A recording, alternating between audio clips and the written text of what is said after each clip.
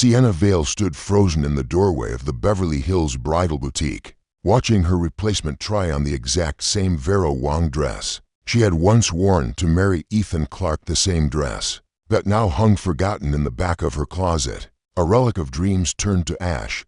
The cream-colored invitation had arrived on a Tuesday morning, delivered by courier to Sienna's modest Silver Lake art studio. Her name was written in elegant calligraphy across the front, Ms. Sienna Vale, not Mrs. Clark, as she had once been. The formality stung more than she cared to admit. Inside, the announcement was pristine and cold. Ethan Michael Clark and Victoria and Sterling request the pleasure of your company at their wedding ceremony. The date was circled in gold exactly 2 years and 3 months after their divorce had been finalized. Sienna traced her finger over the embossed lettering, recognizing Ethan's meticulous attention to detail. This wasn't just an invitation, it was a calculated move. Her phone buzzed. A text from Ethan himself. "Hope you can make it, Sienna.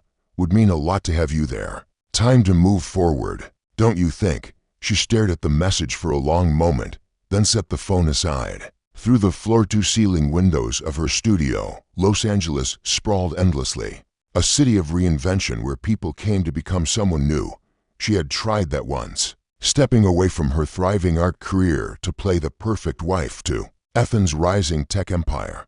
The sacrifice had cost her everything: her identity, her confidence, and eventually, her marriage.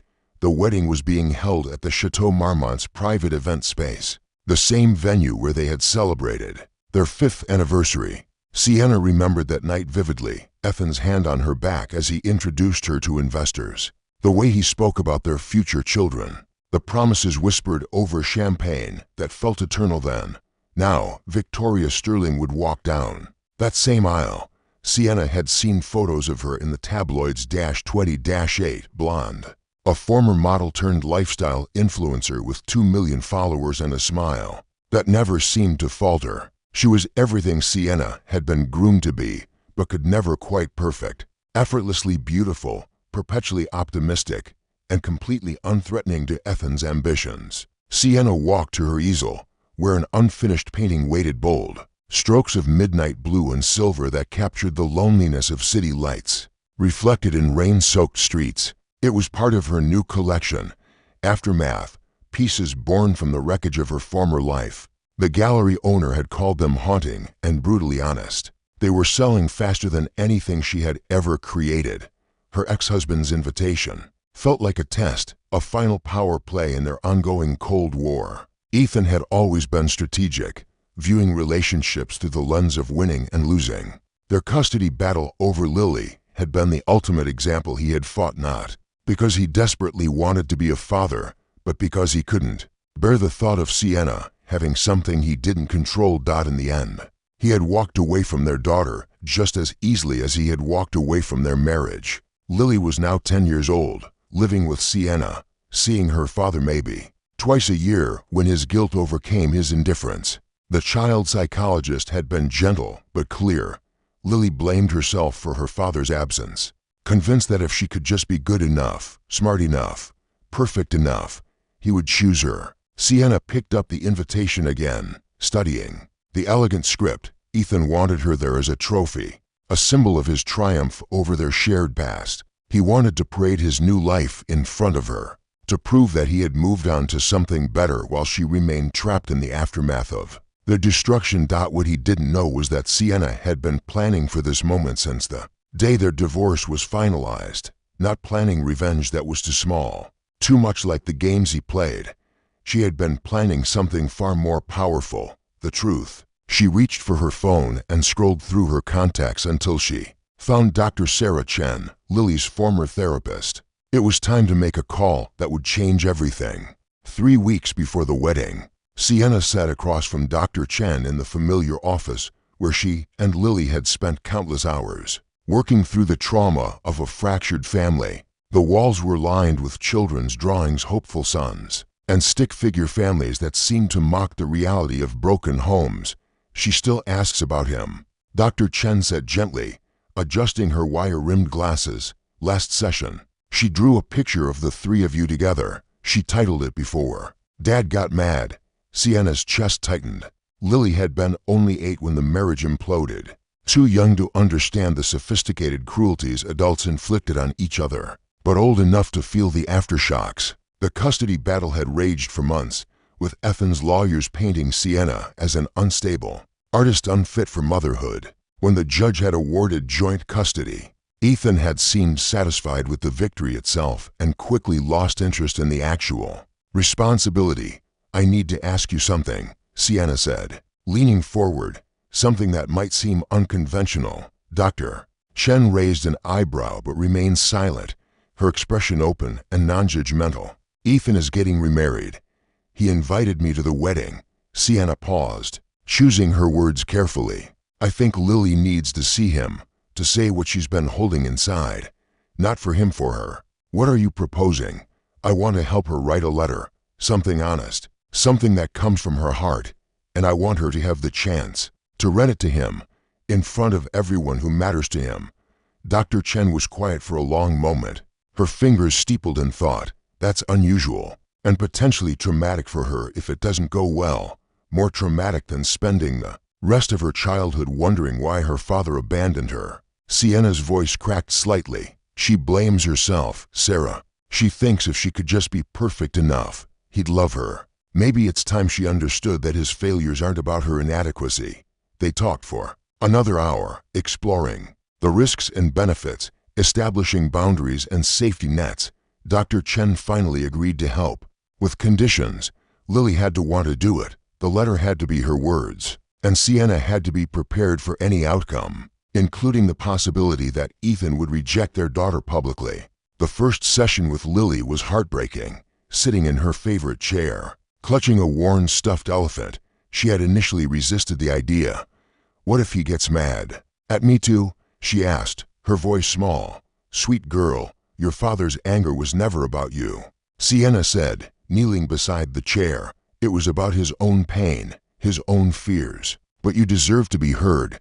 You deserve to tell him how you feel." It took 3 sessions for Lily to find her voice. The letter, when it finally emerged, was devastating in its simplicity. No accusations, no blame, just a child's honest confusion about why love had to be so complicated, why her father had chosen victory over family, why she had to pretend not to care that he never called.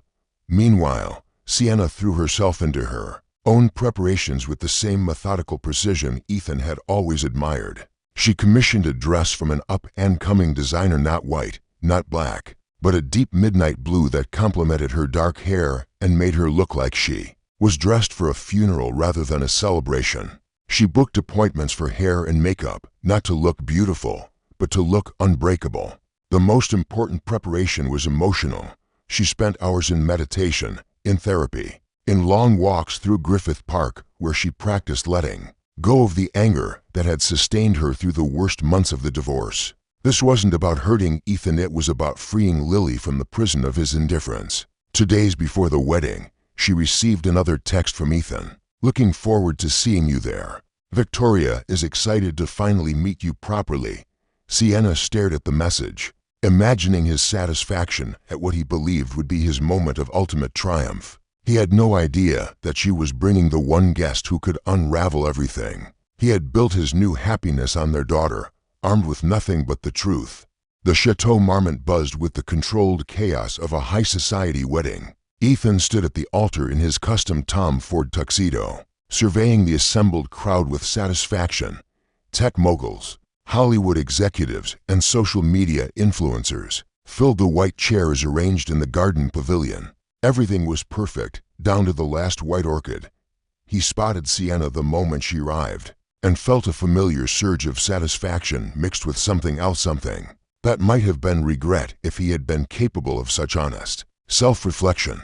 She looked stunning, as always, but there was something different about her. She carried herself with a quiet confidence that hadn't been there during their marriage. When she had constantly sought his approval, Victoria appeared at his elbow, radiant in her flowing Vera Wang gown. "Is that her?" she whispered, following his gaze. "That's her," Ethan confirmed, straightening his tie. "Don't worry, darling. She's completely irrelevant now." But as he watched Sienna take her assigned seat strategically placed, where she would have a perfect view of his happiness, but far enough back to emphasize her diminished importance. Something nagged at him. She wasn't playing her role correctly. She should have looked diminished, defeated, perhaps bitter. Instead, she looked peaceful. The ceremony began with the usual pomp. Victoria's bridesmaids processed down the aisle in their blush pink gowns, followed by the flower girl, a 6-year-old niece who scattered rose petals with theatrical precision. The string quartet played Pachelbel's Canon, the same piece that had accompanied Sienna down this very aisle 7 years earlier. Then, just as the officiant was about to signal for Victoria's entrance, there was a commotion at the back of the pavilion. Heads turned, murmurs rippled through the crowd. A small figure had appeared in the entrance, a 10-year-old girl with Ethan's dark eyes and Sienna's delicate features, wearing a simple white dress and clutching a folded piece of paper. Lily, Ethan's face went white. He hadn't seen his daughter in over a year, hadn't even thought to invite her to his wedding. The last time they had spoken, she had asked him why he didn't love her anymore, and he had hung up the phone rather than answer. Sienna stood and took Lily's hand, walking with her toward the front of the pavilion. The crowd watched in stunned silence as they approached the altar. Victoria stood frozen in the back, her grand entrance completely forgotten, her carefully planned moment obliterated by the appearance of a child who wasn't supposed to exist. In this new narrative, "Daddy," Lily said, her voice carrying clearly. In the hushed space, "I wrote you a letter." Ethan looked helplessly at the officiant, at Victoria, at the sea of faces staring at them. His perfectly orchestrated humiliation of Sienna was crumbling, replaced by something far more devastating, a reckoning with the daughter he had abandoned. "Lily, sweetheart, this isn't the right time," he managed, his voice strained. "It's the only time," Sienna said quietly, her hand still on Lily's shoulder. "She's been waiting to say this for 2 years." The wedding guests shifted uncomfortably in their seats. Some had their phones out, already recording what was clearly going to be either the most beautiful or most horrifying wedding moment of the year. Victoria remained frozen at the back of the pavilion, her bouquet trembling in her hands. Lily unfolded her piece of paper with careful precision, the same methodical attention to detail she had inherited from her father. When she looked up at him, her dark eyes were clear and determined. "I practiced this a lot," she said simply, "so I wouldn't forget what I wanted to tell you." And then, in front of 200 of Los Angeles's most influential people, Ethan Clarke's 10-year-old daughter began to read the letter that would change everything. Lily's voice started small but grew stronger with each word, carrying clearly across the silent pavilion. The wedding guests sat transfixed, some recording, others simply staring in shock at the unprecedented scene unfolding before them. "Dear Daddy," she began, her fingers gripping the paper tightly, "I wanted to write you this letter because I have things to say that I never get to tell you when you're too busy to talk to me." Ethan stood frozen at the altar, his face cycling through emotions: embarrassment, anger, and something that might have been shame. Victoria remained at the back of the pavilion, her wedding dress suddenly feeling like a costume for a play that had taken a terrible wrong turn.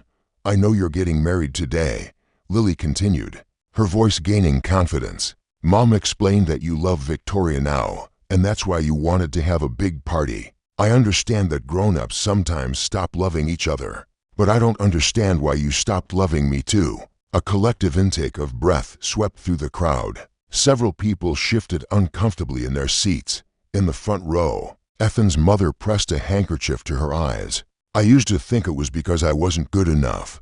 Maybe if I got better grades, or if I was funnier, or if I didn't cry when you had to leave, I thought maybe you would want to see me more. If I was perfect, so I tried really hard to be perfect, but you still didn't call." Ethan's hands clenched at his sides. He glanced toward the back of the pavilion, where the wedding photographer had stopped taking pictures and was simply watching, his camera hanging forgotten around his neck. "Dr. Chen helped me understand that it's not about me being good enough. She said sometimes grown-ups have feelings that are too big and scary, and instead of dealing with them, they run away. She said you probably run away from me because when you look at me, you remember all the mistakes you made with Mom, and that makes you sad." Victoria took a step forward, her face pale beneath her professionally applied makeup.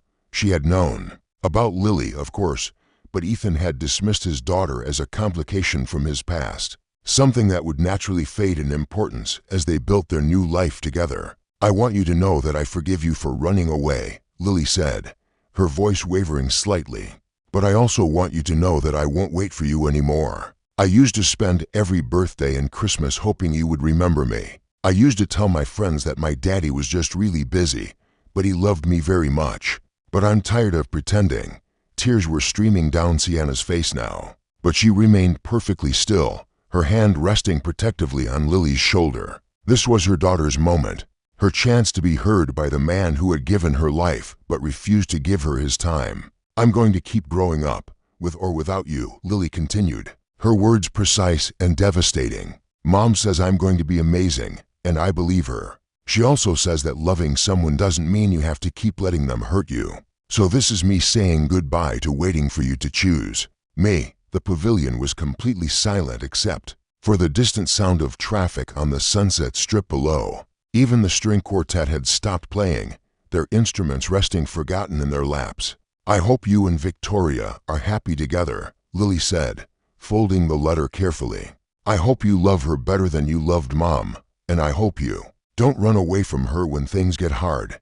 And maybe someday, when I'm all grown up and amazing, you'll be proud that I'm your daughter, even if you weren't there to help me become that way." She looked directly at Ethan then, her dark eyes clear and unflinching.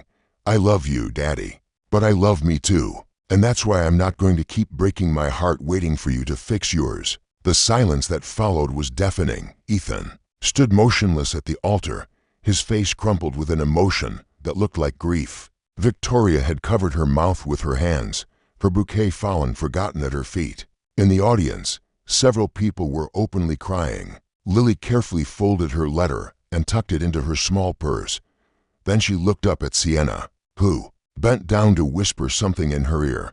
Lily nodded and turned back to the crowd. "I'm sorry I interrupted your wedding," she said with the grave politeness of a child who had been raised to consider other people's feelings. "I just needed to say what I came to say." She walked over to Victoria, who stood frozen in her wedding gown.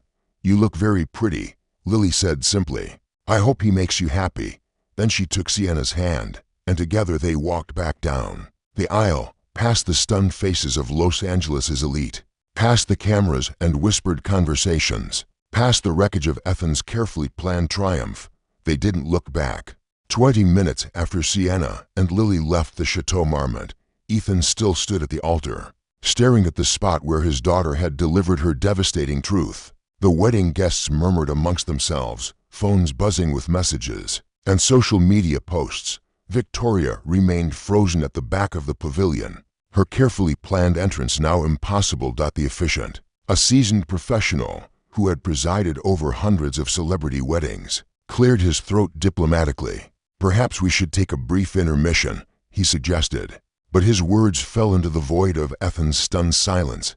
Victoria finally moved, walking slowly down the aisle in her designer gown, her train dragging behind her like a symbol of dreams deferred. When she reached Ethan, she searched his face for some sign of the confident man she had fallen in love with, the tech mogul who had swept her off her feet with his certainty and ambition. "Ethan," she whispered, but he didn't seem to hear her. His mother rose from the front row, her face etched with a mixture of pride and heartbreak. "She's beautiful," she said quietly, referring to Lily. "She looks just like you did at that age." The words seemed to break something in Ethan. His carefully constructed composure crumbled, and for the first time in years, he cried. Not the calculated tears of a strategic apology, but the raw, ugly sobs of a man confronting the magnitude of his failures.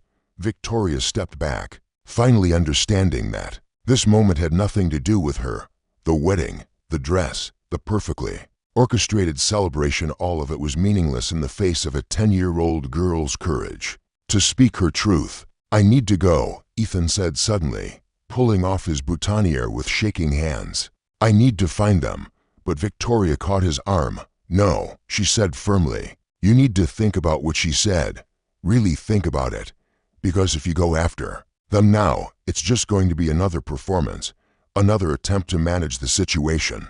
She deserves better than that." The crowd began to disperse, guests talking in hushed tones about what they had witnessed. Social media was already exploding, with videos and commentary. Hashtag Chateau Marmont and hashtag Wedding Crash were trending within the hour. Meanwhile, Sienna and Lily sat in a quiet cafe in Silver Lake, sharing a piece of chocolate cake. Lily seemed lighter somehow, as if delivering her letter had lifted a weight she had been carrying for years. "Do you think he heard me?" Lily asked, licking frosting from her fork. "I think everyone heard you." "Sweetheart," Sienna replied, smoothing her daughter's hair. "The question is whether he'll understand what you were really saying." "What was I really saying?" Sienna considered this carefully. "That love isn't something you have to earn by being perfect, that people deserve to be chosen, not just tolerated, and that sometimes the bravest thing you can do is stop waiting for someone else to validate your worth." Lily nodded solemnly. "Dr. Chen said I might feel sad later. Even though I said what I needed to say, that's okay. Sadness doesn't mean you made the wrong choice. It just means you're human." That evening, as the sun set over Los Angeles, Ethan sat alone in his Malibu mansion, still wearing his wedding suit. Victoria had gone to her sister's house to process what had happened. The wedding had been officially postponed, though everyone knew it would likely be canceled entirely. His phone buzzed constantly with messages from friends, colleagues, and reporters wanting statements about the viral wedding video. But he ignored them all, focusing instead on a small framed photo on his desk, a picture of Lily at age 6, gap-toothed and grinning, holding a world's best dad mug she had made in art class. He had put the photo away 2 years ago, unable to bear the reminder of his failures. Now he held it with trembling hands, seeing clearly for the first time how much his daughter looked like Sienna, not just physically, but in her quiet strength, her capacity for forgiveness, her refusal to be diminished by his cruelty. The question that would haunt him for years to come was simple: was it too late to choose differently? 3 months later, Sienna's art exhibition Aftermath opened to critical acclaim and sold out crowds. The centerpiece was a new painting, a small figure in white standing before a crowd, her voice represented by streams of silver light that illuminated the darkness around her. The title was simply Courage. Lily was there for the opening, radiant, in a dress she had chosen herself, surrounded by friends who loved her not for what she could give them, but for who she was. She had started therapy again, but this time to process her strength rather than her trauma. Ethan never came to the exhibition, though he sent flowers with a note that simply said, "I'm proud of her. I'm proud of you both." It wasn't enough, but it was a beginning. What do you think when a parent abandons their child? Is forgiveness a gift of grace or an invitation for further harm? Should Lily have confronted her father so publicly? Or was Sienna wrong to facilitate such a painful moment? In a world where adults so often fail children, what do we owe the next generation in terms of honesty, protection, and the courage to speak difficult truths?